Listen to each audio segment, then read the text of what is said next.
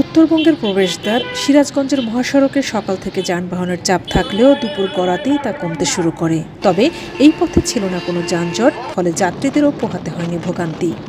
রোববার ৩০ মার্চ সকাল থেকে দুপুর ১টা পর্যন্ত কড্ডার মোড়, নলকা, হাটিকমরুল, গোলচত্বর সহ বিভিন্ন এলাকা ঘুরে দেখা যায় এমন চিত্র। ঈদযাত্রার শেষ মুহূর্তে গণপরিবহন সহ খোলা ট্রাক, পিকআপেও স্বজনদের কাছে ফিরছেন অনেকে। এতে স্বস্তি প্রকাশ করেছেন যাত্রীরা। অনেক ভোগান্তি পোহাতে হয়, রাস্তার ভিতর দেখা যায় যে অনেক সময় লেগে যায়। আর এবারের বছরে অনেক সুন্দরভাবে গাড়ি কোথাও ঠেকায় না, মানে ঠেকে নাই, ফ্রি রাস্তায় একদম ক্লিয়ার ভাবে চলে আসতে পারে। দেখা যায় একটু জ্যাম থাকে রাস্তায়, জ্যাম করাও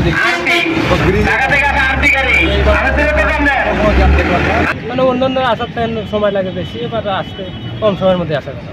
অনেক ভালোভাবে আসছে। যমুনা সেতু পশ্চিম থানার ভারপ্রাপ্ত কর্মকর্তা আনারুল ইসলাম জানান, টাঙ্গাইলের যমুনা সেতু পূর্ব মহাসড়কে ভোরে যানজট হওয়ার কারণে উত্তরবঙ্গগামী যানবাহনগুলো পার করে দেওয়ার জন্য ২ দফায় ৩ ঘন্টা বন্ধ রাখা হয় যমুনা সেতু টোল প্লাজার ঢাকাগামী লেন। সেই লেন দিয়ে পার করে আনা হয় ওই সব পরিবহন। হাটিকমরুল হাইওয়ে থানার ভারপ্রাপ্ত কর্মকর্তা আব্দুর রৌফও জানিয়েছেন, রোববার সকালে মহাসড়কে যানবাহনের প্রচুর চাপ ছিল, তবে দুপুরের পর থেকে যানবাহনের চাপ কমতে থাকে। যানজট বা ধীরগতি না থাকায় এবার স্বস্তিতে বাড়ি ফিরছে ঘরমুখো মানুষ।